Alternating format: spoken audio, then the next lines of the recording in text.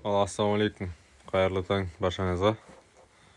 Біздің тауықтар күн мен түнді ажырата алмай жүр тауықтар. Астына қалдың шөп төседім. Дөңгелектің размерімен бір-бірдей қылып төседім.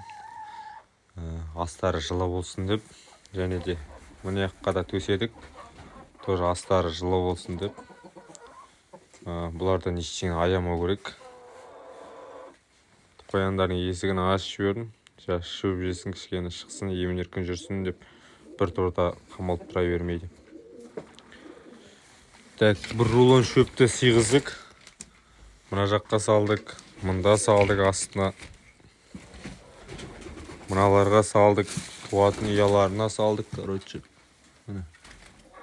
бәрін сыйғыздық.